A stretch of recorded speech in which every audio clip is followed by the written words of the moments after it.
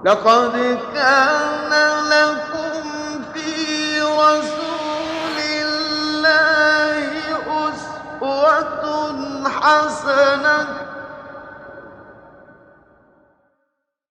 اعوذ باللہ من الشیطان الرجیم بسم اللہ الرحمن الرحیم اللہم صلی علی محمد وعلی آل محمد کما صلیت علی ابراہیم وعلی آل ابراہیم انک حمید مجید اللہم بارک علی محمد وعلی آل محمد کما بارکت علی ابراہیم وعلی آل ابراہیم انک حمید مجید۔ حدیث نمبر 2582۔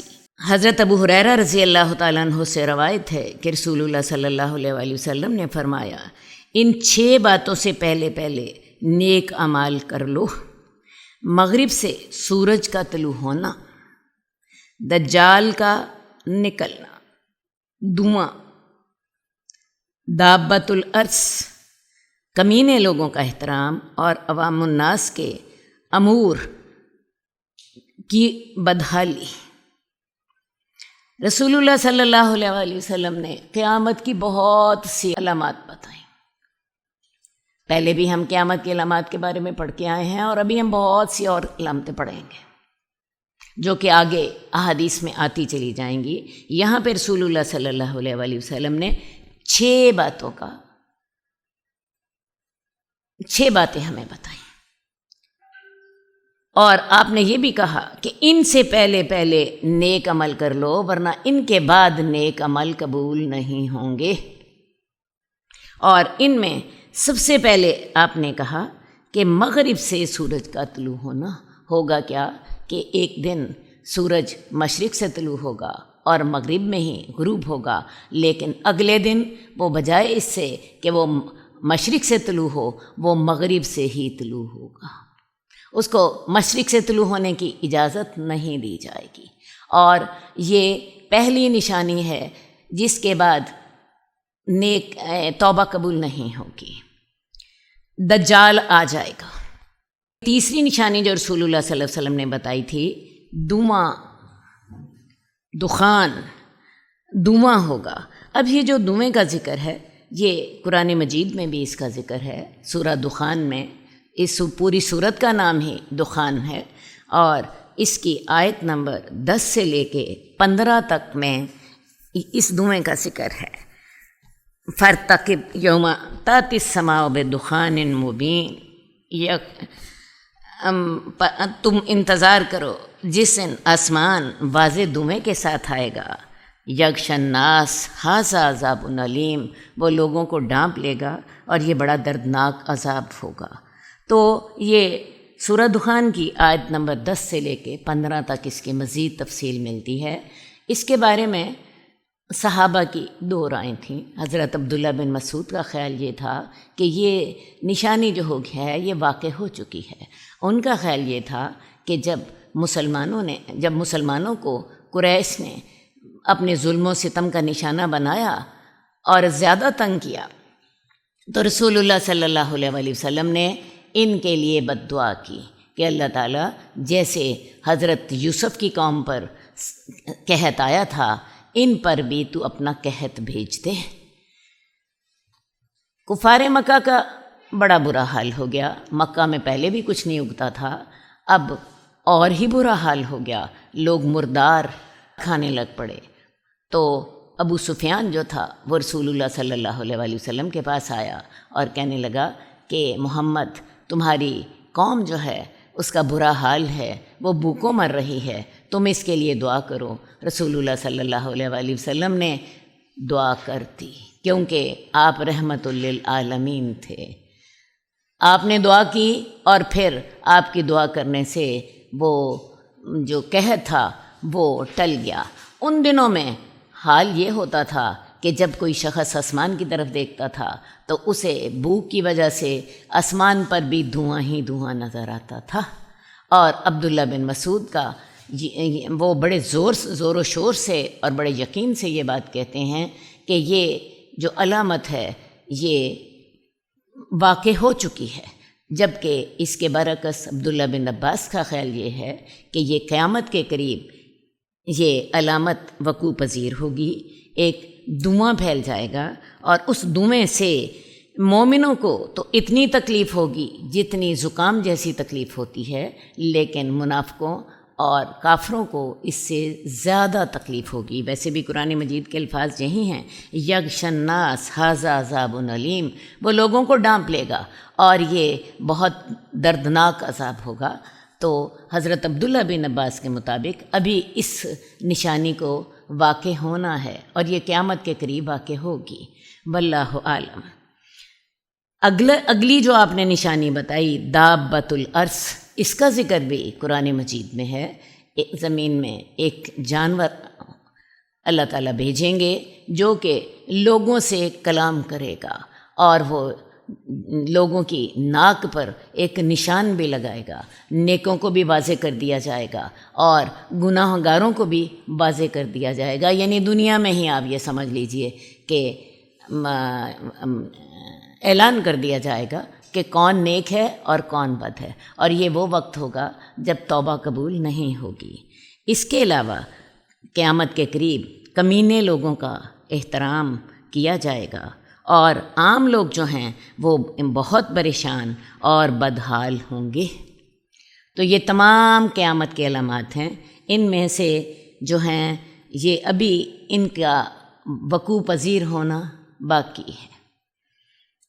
جبکہ دھوئیں کے بارے میں نے آپ کو بتا دیا کہ عبداللہ بن مسعود رضی اللہ تعالیٰ عنہ کا خیال یہ تھا کہ یہ نشانی وقوع پذیر ہو چکی ہے، جبکہ حضرت عبداللہ بن عباس کا کہنا یہ ہے کہ یہ ابھی قیامت کے قریب وقوع پذیر ہوگی، اور پورے لوگوں پر ایک دھواں چھا جائے گا جس کے ساتھ مسلمانوں کو تو زکام جتنی تکلیف ہوگی، جبکہ جو کافر ہوں گے اور منافق ہوں گے انہیں بڑی سخت تکلیف ہوگی، واللہ عالم۔ اس کے علاوہ قیامت کی علامات میں یہ ہے کہ کمینے لوگوں کا احترام ہوگا، پولیس کی کثرت ہو جائے گی، قطع رحمی عام ہو جائے گی، قرآن مجید کو گا کر پڑھا جائے گا، قرآن مجید کو گا کر پڑھا جائے گا۔ لوگ ایسے شخص کو آگے کریں گے جو کہ نہ عالم ہوگا نہ فقیہ ہوگا، اس کے آگے کرنے کی وجہ صرف یہ ہوگی کہ وہ انہیں قرآن مجید گا گا کر سنائے گا، اس کی آواز بڑی خوبصورت ہوگی، اور صرف اس کی آواز کی خوبصورتی کی بنا پر اس کو آگے کر دیا جائے گا۔ حالانکہ قرآن مجید جو ہے وہ اصلاً ہدایت کے لیے ہے، اپنے جو ہے اعمال میں تبدیلی لانے کے لیے ہے، لیکن قیامت کے قریب قرآن مجید کو گا کر پڑھا جائے گا، اور لوگ اس کو بڑی سریلی آواز میں پڑھنے کا اہتمام کریں گے، اور اسے آگے کریں گے جو کہ نہ قرآن مجید کا عالم ہوگا اور نہ ہی فقیہ ہوگا۔ حدیث نمبر 2586 سہل بن سعد ساعدی سے روایت ہے کہ رسول اللہ صلی اللہ علیہ وآلہ وسلم نے فرمایا، مجھے اور قیامت کو ان 2 انگلیوں کی طرح قریب قریب بھیجا گیا ہے۔ پھر رسول اللہ صلی اللہ علیہ وآلہ وسلم نے شہادت والی اور بڑی انگلی کو آپس میں ملا دیا، یعنی جیسے یہ 2 انگلیاں قریب قریب ہیں، مجھے اور قیامت کو بھی اس طرح کر کے قریب قریب بھیجا گیا ہے۔ میری اور قیامت کی مثال مقابلے میں بھاگنے والے 2 گھوڑوں کی طرح ہے جو ایک دوسرے کے قریب ہوتے ہیں۔ اب آپ کو خیال آئے گا کہ رسول اللہ صلی اللہ علیہ وسلم کو تو اس دنیا میں آئے ہوئے 1450 سال گزر گئے، تو قیامت تو ابھی تک آئی نہیں، اور ابھی آئندہ بھی پتہ نہیں ہے کہ ابھی پتہ نہیں 1000 سال تک آئے گی یا 200 سال تک آئے گی یا اگلے 100 سال تک ہی آئے گی یا اگلے 2 سالوں میں آ جائے گی، واللہ عالم۔ تو اصل بات یہ ہے کہ آپ اس کو اس انداز سے دیکھیے کہ اللہ تعالیٰ نے جب یہ دنیا پیدا کی تھی تو اللہ تعالیٰ نے ایک بہت بڑا پروجیکٹ جو ہے نا وہ شروع کیا تھا۔ اس پروجیکٹ کو جب اللہ تعالیٰ نے شروع کیا تو 50 سال پہلے اللہ تعالیٰ نے قلم کو کہا تم ان لوگوں کی تقدیر لکھو، قلم نے لکھ دی، اور پھر اس کے بعد یہ پروجیکٹ شروع ہو گیا۔ سب سے پہلے نبی حضرت آدم ہیں، اس کے بعد ہزاروں نبی گزرے، 1 لاکھ 20,000 نبی جو 1,24,000 نبی جو ہیں وہ اس دنیا میں مختلف مقامات پر مختلف اوقات میں بھیجے گئے، اور رسول اللہ صلی اللہ علیہ وآلہ وسلم نبیوں میں سے سب سے آخری ہیں۔ تو اگر اس پوائنٹ آف ویو سے دیکھیں تو واقعی رسول اللہ صلی اللہ علیہ وسلم اور قیامت قریب قریب ہیں، کیونکہ جب پہلا نبی بھیجا گیا اور اس کے بعد 1,24,000 نبی بھیجے گئے اور پھر آخری نبی کو بھیج دیا گیا، اور اس کے بعد کیا تھا؟ قیامت۔ اللہ تعالیٰ کے پوائنٹ آف ویو سے اگر آپ دیکھیں تو واقعی اللہ کے رسول صلی اللہ علیہ وآلہ وسلم اور قیامت قریب قریب ہیں۔ ویسے بھی میں آپ کو ایک بات کہنا چاہوں گی کہ ہماری نظریں بڑی چھوٹی ہوتی ہیں، ہماری عمریں بڑی چھوٹی ہیں، ہماری انسان کی جو عمریں ہیں آج کل زیادہ سے زیادہ 100 سال کی ہو گئی، کسی کی حد ہو گیا تو کسی کی 125 سال سے آگے بڑھ گئی، لیکن ایسے لوگ بڑے کم ہیں۔ عام طور پر لوگوں کی عمریں جو ہیں 70 80 اس کے درمیان ہوتی ہیں، اور ہماری نظر بھی پھر اسی حساب سے سوچتی ہے، جبکہ اللہ تعالیٰ ازل سے ہیں اور ابد تک ہیں، اور اللہ تعالیٰ کے جو منصوبے ہیں وہ پتہ نہیں کتنے بڑے ہوتے ہیں۔ اللہ کا ایک دن ہمارے 50,000 سال کے برابر ہوتا ہے، قیامت کا دن 50,000 سال کا ہوگا، لیکن اللہ تعالیٰ کے کئی دن 1,000 سال کے بھی ہوتے ہیں۔ یہ دونوں باتیں قرآن مجید میں آتی ہیں کہ اللہ کا ایک دن تمہارے حساب کے لحاظ سے 1,000 سال کا ہوتا ہے۔ تو لہٰذا اگر اس پوائنٹ آف ویو سے آپ دیکھیے تو آپ کو واقعی سمجھ آئے گی کہ رسول اللہ صلی اللہ علیہ وآلہ وسلم کا دنیا میں تشریف لانا اور قیامت یہ دونوں قریب قریب ہیں۔ اسی طرح اللہ تعالیٰ نے حضرت عیسیٰ کو بھی قرآن مجید میں قیامت کی نشانی کہا ہے۔ اس کی وجہ یہ ہے کہ حضرت عیسیٰ بھی جو ہیں وہ رسول اللہ صلی اللہ علیہ وآلہ وسلم سے پہلے آخری نبی ہیں بنی اسرائیل کے۔ تو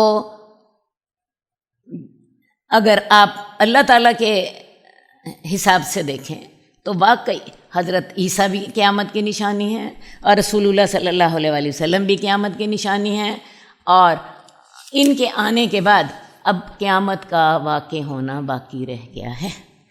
اور اگر آپ اپنی چھوٹی سی نظر سے دیکھیں گے، آپ اپنی چھوٹی سی عمر کے لحاظ سے دیکھیں گے تو آپ واقعی کہیں گے کہ نہیں جی یہ تو بہت دیر ہو گئی۔ میری اور قیامت کی مثال مقابلے میں بھاگنے والے 2 گھوڑوں کی طرح ہے جو ایک دوسرے سے قریب قریب ہوتے ہیں۔ ایک گھوڑا ادھر بھاگ رہا ہے، ایک گھوڑا ادھر بھاگ رہا ہے، اسی طرح میں اور قیامت قریب قریب ہیں۔ میری اور قیامت کی مثال اس آدمی کی طرح ہے جسے لوگوں نے بطور جاسوس آگے بھیج دیا ہو۔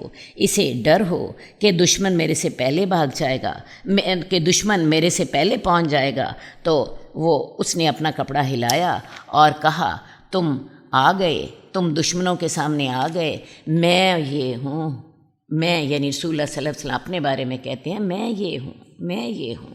تو آپ نے ایک اور مثال دی کہ میری مثال ایسے ہے کہ جیسے میری اور قیامت کی مثال ایسے ہے کہ جیسے کچھ لوگ سفر کر رہے ہوں اور انہوں نے بطور جاسوس ایک آدمی کو آگے بھیج دیا ہو، اور اس آدمی کو ڈر ہو کہ وہ جو ہے پیچھے رہ جائے گا اور لوگ پہلے پہنچ جائیں گے، یعنی دشمن پہلے پہنچ جائے گا، تو اپنا کپڑا ہلا کے پہلے ہی وہ اشارہ کر دیتا ہے کہ تم آ گئے ہو، تم آ گئے ہو، میں بھی پہنچ گیا ہوں، میں بھی پہنچ گیا ہوں۔ تو رسول اللہ صلی اللہ علیہ وسلم اور قیامت آپ یہ سمجھیں ایک دوسرے کے بالمقابل ساتھ ساتھ چل رہے ہیں۔ ایک بات میں آپ کو اور بھی بتاتی چلی جاؤں کہ قیامت جو ہے وہ بدترین لوگوں پر قائم ہوگی۔ قیامت سے پہلے ایک ہوا چلے گی جس کے ساتھ تمام نیک لوگ مر جائیں گے، اور قیامت جو ہے وہ بدترین لوگوں پر قائم ہوگی۔ حدیث نمبر 2597، حضرت ابو ہریرہ رضی اللہ تعالی عنہ بیان کرتے ہیں کہ رسول اللہ صلی اللہ علیہ وسلم نے فرمایا زمین اپنے جگر کے ٹکڑوں یعنی خزانوں کو اگل دے گی، وہ سونے اور چاندی کے ستونوں کی صورت میں پڑے ہوں گے۔ قاتل آ کر کہے گا میں اس کی خاطر میں نے قتل کیا تھا، قطع رحمی کرنے والا آئے گا اور کہے گا اسی خزانے کی وجہ سے میں نے قطع رحمی کی تھی۔ چور آ کر کہے گا اسی کی وجہ سے میرا ہاتھ کاٹا گیا تھا۔ پھر وہ ان خزانوں کو چھوڑ دیں گے اور کچھ بھی نہیں لیں گے۔ اصل بات یہ ہے کہ قیامت کے نزدیک مال بہت بڑھ جائے گا۔ آپ آج کل بھی دیکھیں، رسول اللہ صلی اللہ علیہ وسلم کا جو دور تھا اس دور میں بھوک بڑی عام تھی، آج اس کی نسبت ہمیں فراخی محسوس ہوتی ہے۔ اس دور میں حکم کیا تھا، ایک آدھی کھجور بھی ہو تو اس کا بھی صدقہ کر دو۔ آج کے دور میں ہمارے پاس آدھی کھجور کیا، ہمارے پاس کھجوروں کے ڈھیر لگے ہوتے ہیں، ہمارے پاس کھانے پینے کی فراوانی ہے۔ تو یہ مال جو ہے آگے بھی بڑھتا چلا جائے گا۔ دوسری بات یہ ہے کہ قیامت سے قریب چونکہ حضرت عیسیٰ کی حکومت قائم ہوگی اور دنیا میں کوئی کافر نہیں رہے گا، تمام لوگ مسلمان ہو جائیں گے، اور جب یہ اللہ تعالیٰ کا وعدہ ہے کہ جب دنیا میں اللہ کی فرمانبرداری کی جاتی ہے تو اللہ تعالیٰ اپنی برکات جو ہیں وہ نازل فرما دیتے ہیں۔ جتنی اللہ کی نافرمانی ہوتی ہے اتنی معاشی مشکلات بھی آتی ہیں، لیکن جب اللہ کی زمین میں فرمانبرداری کی جا رہی ہو تو پھر زمین اپنے خزانے اگل دیتی ہے، آسمان بارش برساتا ہے، خوشحالی آتی ہے، اللہ مال اور بیٹے دیتے ہیں۔ تو حضرت جو ہیں عیسیٰ کی حکومت میں چونکہ اللہ کی فرمانبرداری ہو رہی ہوگی، کوئی شخص کافر نہیں رہے گا، اور ان کی حکومت جب تک رہے گی خوب اللہ کی برکات نازل ہوں گی۔ تو سونے اور چاندی کے ستونوں کی شکل میں زمین اپنے خزانے اگل دے گی، شاید نئی نئی کانیں دریافت ہو جائیں جو کہ سونے کی اور چاندی کی ہوں گی۔ قاتل آ کر کہے گا کہ میں نے اس مال کی خاطر قتل کیا تھا، اسی طرح قطع رحمی کرنے والا کہے گا کہ میں نے اس کی خاطر، اس مال کی خاطر میں نے رشتہ داروں سے غلط سلوک کیا تھا، اور چور آ کر کہے گا کہ اسی مال کو چوری کرنے کی وجہ سے میرے ہاتھ کاٹے گئے تھے۔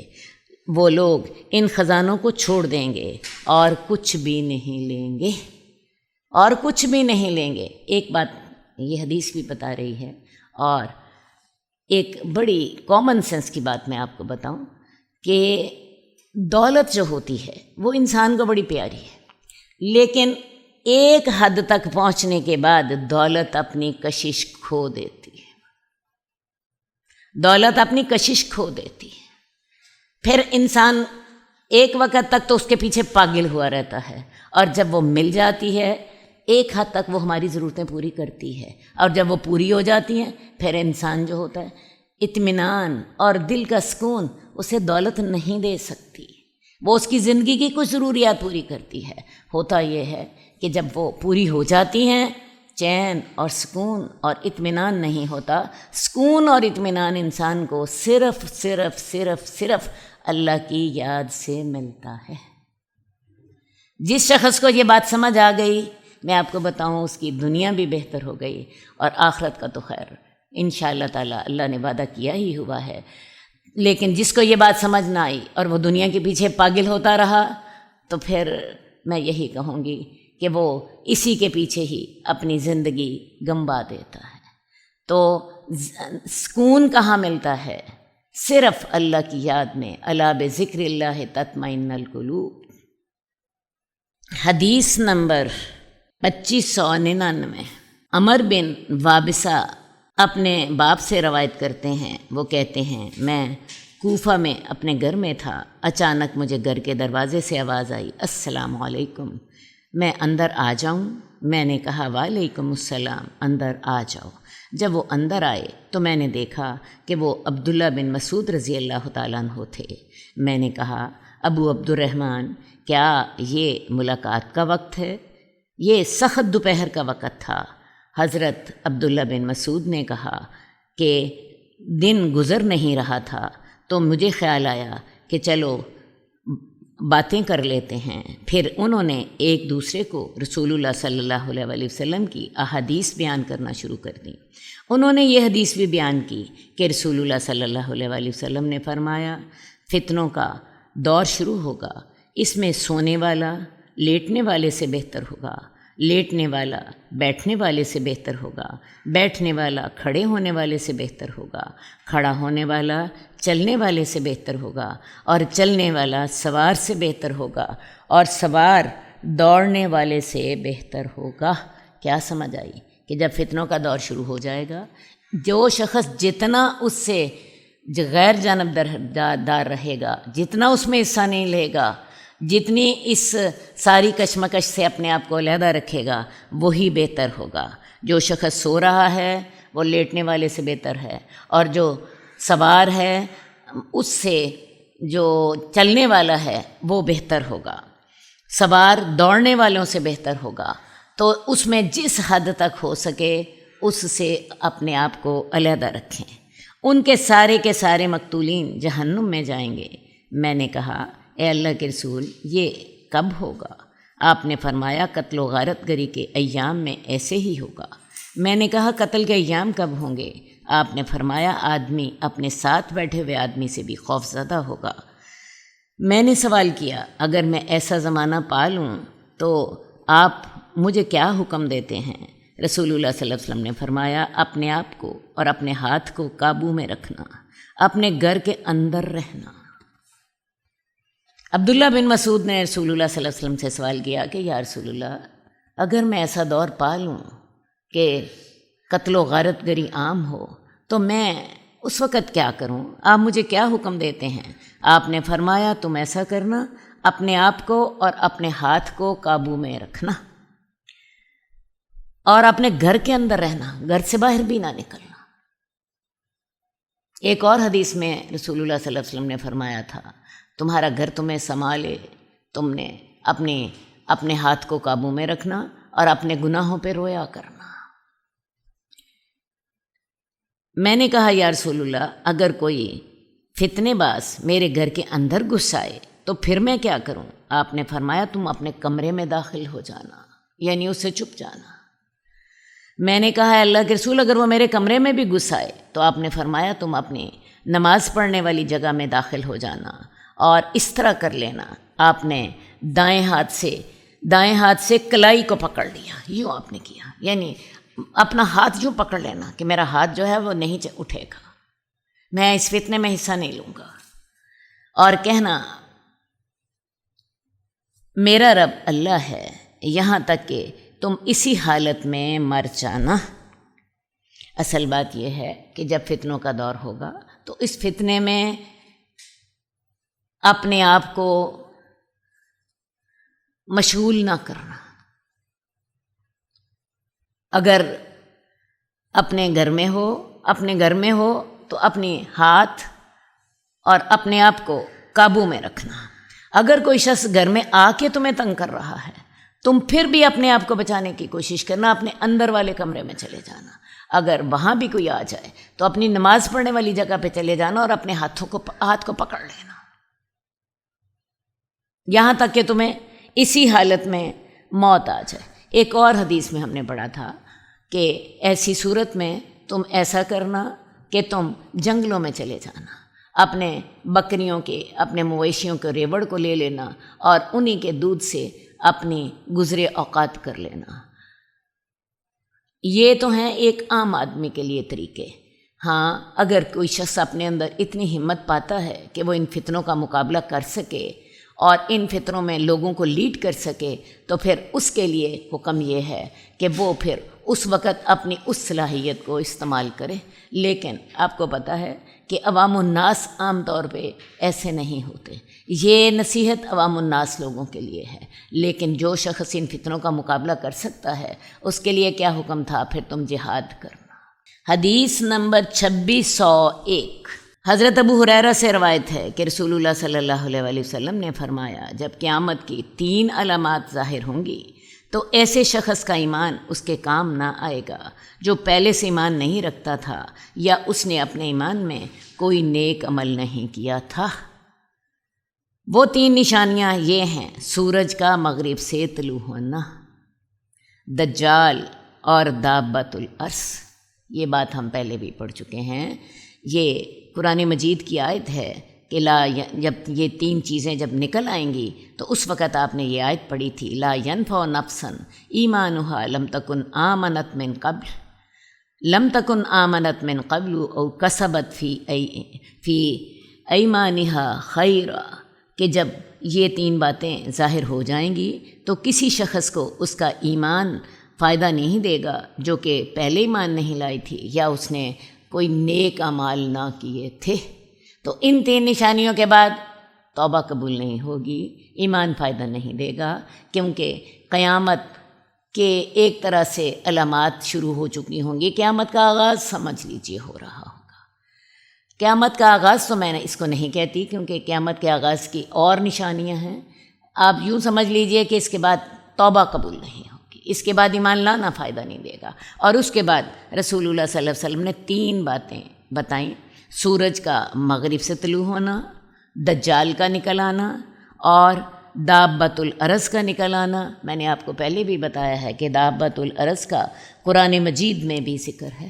یہ دابۃ الارض جو ہے یہ لوگوں کی ناکوں پر ایک نشان لگا دے گا اور لوگوں کو بتائے گا کہ تم میں سے کون مومن ہے اور کون ایمان والا نہیں ہے۔ یہ دنیا میں ہی یہ باتیں واضح کرتی جائیں گی۔ اس کے علاوہ ایک خوشبودار ہوا چلے گی جو کہ نیک لوگوں کو ختم کر دے گی۔ حدیث نمبر 2614، حضرت ابو ہریرہ کہتے ہیں کہ میں نے رسول اللہ صلی اللہ علیہ وآلہ وسلم کو فرماتے سنا، میری امت کو بھی پہلی امتوں والی بیماری لگ جائے گی۔ صحابہ نے پوچھا امتوں کی بیماری سے کیا مراد ہے؟ آپ نے فرمایا اترانا، تکبر کرنا، مال و دولت کی بہتات اور دنیا حاصل کرنے کے سلسلے میں بہت زیادہ مبالغہ کرنا، باہم ایک دوسرے سے بغض کرنا، ایک دوسرے سے حسد کرنا اور ایک دوسرے پر زیادتی کرنا۔ یہ تمام علامات آج ہمارے اندر موجود ہیں۔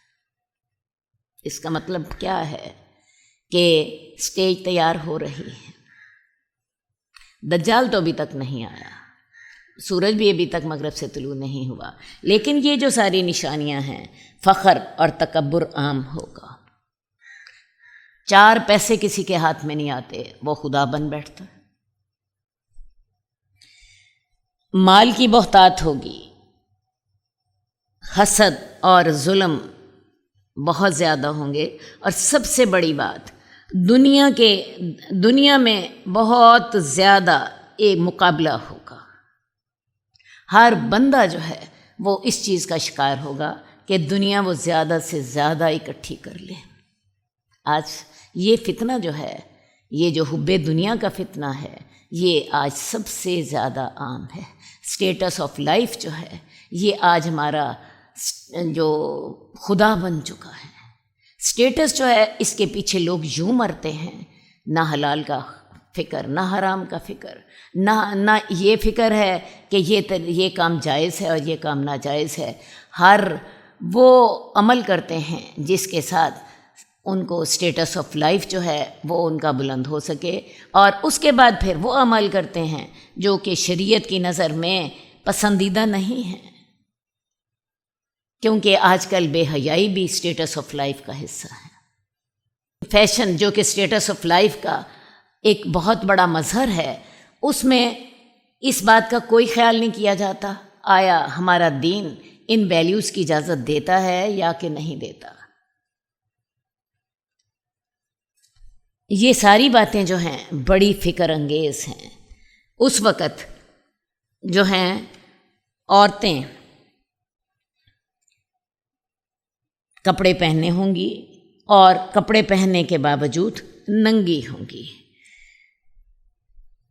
حضرت عبداللہ بن عمر بن عاص بیان کرتے ہیں کہ میری امت کے آخری زمانے میں لوگ کجاووں کی طرح زینوں پر سوار ہوں گے، وہ مساجد کے دروازوں پر اتریں گے۔ پیدل مسجد چل کر آنے کا رواج ختم ہو جائے گا، لوگ گاڑیوں پر آئیں گے اور مسجد کے دروازے پر اتریں گے۔ ان کی عورتیں لباس پہننے کے باوجود ننگی ہوں گی، ان کے سر کمزور بختی اونٹوں کی کوہانوں کی طرح کے ہوں گے۔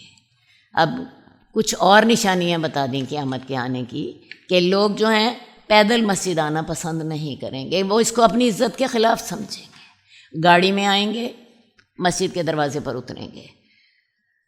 اور ان کی عورتیں جو ہیں لباس پہننے کے باوجود ننگی ہوں گی، لباس پہنا ہوگا لیکن نہ پہننے جیسا ہوگا۔ ایسی عورتیں جو ہیں ان کے سر کمزور بختی اونٹوں کی کوہانوں کی طرح ہوں گے، انہوں نے اپنے سر پر ایسے سٹائل بنائے ہوں گے جیسے کہ اونٹوں کی کوہانوں کے ہوتے ہیں۔ اونٹ کی کوہان کو اگر آپ دیکھیں تو وہ درمیان میں سے اونچی ہوتی ہے اور پھر نیچی ہو جاتی ہے، درمیان میں سے بلند ہوتی ہے، تو بالوں کے ایسے سٹائل بنیں گے جن میں بال یہاں سے اونچے ہوں گے اور وہ کوہانوں کی طرح ہوں گے۔ اب یہ جو بیک کامنگ ہے، بعض اوقات یہ بعض لوگوں نے اتنی زیادہ کی ہوتی ہے کہ یہ بالکل وہی سٹائل ہے جو کہ اونٹ کی کوہان کا سٹائل ہوتا ہے۔ تو عورتیں کپڑے پہننے کے باوجود ننگی ہوں گی اور انہوں نے اپنے بالوں کے اس طرح کے سٹائل بنائے ہوں گے۔ ایسی عورتیں ملعون ہیں، ان پر لعنت کرنا، ان پر لعنت کرنا۔ انہوں نے کپڑے پہنے ہوں گے، کپڑے پہننے کے باوجود ننگی ہوں گی۔ کپڑے پہننے کے باوجود کیسے ننگی ہوں گی؟ کپڑے یا تو اتنے باریک ہوں گے کہ اندر سے سارا کچھ نظر آ رہا ہوگا، یا دوسری بات ہے اتنے چست اور اتنے تنگ ہوں گے کہ لگے گا کہ کپڑا ان کے جسم کے اوپر رکھ کر سی دیا گیا ہے، ان کا ایک جسم کا ایک ایک انگ جو ہے وہ اس سے نمایاں ہوگا۔ تو یا تو کپڑے اتنے باریک ہوں گے یا اتنے زیادہ تنگ ہوں گے۔ آج کل پینٹوں کو دیکھ لیجئے، اتنی تنگ ہوتی ہیں، ایک ایک انچ اور انچ کا بھی جو چھوٹے سے چھوٹا حصہ ہے اس کی بھی پیمائش کی جاتی ہے۔ اسی طرح عورتوں کے جو لباس ہیں، ساڑی کے اوپر جو بلاؤز ہوتا ہے، آپ کبھی اسے دیکھیں کہ وہ کس طرح کر کے اس کے نیچے سے بھی تنگ ہوتا ہے، اوپر سے بھی تنگ ہوتا ہے، اور پھر پیٹ میں درمیان میں 2 انچ جگہ بھی کھلی رکھی جاتی ہے۔ تو ایسی عورتیں کپڑے پہننے کے باوجود ننگی ہوں گی۔ بہرحال یہ تو میں نے آپ کو مثال کے طور پہ بتایا ہے، جو بھی لباس اس طرح کا ہوگا وہ عورتیں لعنت زدہ ہیں، اور ان پہ تم بھی لعنت کرو۔ ایسی عورتوں کے بارے میں حدیث میں آتا ہے لا يدخلن الجنت ولا یجدن ریحھا، ایسی عورتیں جنت میں داخل ہونا تو درکنار، جنت کی خوشبو بھی نہ پائیں گی، کیونکہ ایسی عورتیں کپڑے پہننے کے باوجود ننگی ہیں اور دوسرے مردوں کو مائل کرنے والی اور خود مائل ہونے والی، لوگوں کو گناہ کی دعوت دینے والی۔ تو ایسے عورتیں جو ہیں وہ جنت میں داخل ہونا تو بڑی دور کی بات ہے، جنت کی خوشبو بھی نہ پائیں گی۔ اب یہ ساری چیزیں ہمارے معاشرے میں بڑی عام۔ اللہ تعالیٰ ہمیں سمجھنے کی توفیق دے، اور اللہ تعالیٰ ہمیں ایسے عمل کرنے کی توفیق دے جن سے اللہ راضی ہو۔ بات ہے آج اگر ہم نے اپنی اولادوں کو اور اپنی نسلوں کو نہ سمجھایا تو پھر کیا ہوگا؟ وہ ایسا فتنے کا ہم شکار ہوں گے جو کہ صرف گناہ گار لوگوں پر نہیں آئے گا، بلکہ وہ تمام معاشرے کو برباد کر دے گا۔ اللہم صلی علی محمد وعلی آل محمد کما صلیت علی ابراہیم وعلی آل ابراہیم انک حمید مجید۔ اللہم بارک علی محمد وعلی آل محمد کما بارکت علی ابراہیم وعلی آل ابراہیم انک حمید مجید۔ مولاي صل وسلم دائما ابدا على حبيبك خير الخلق كلهم، مولاي صل وسلم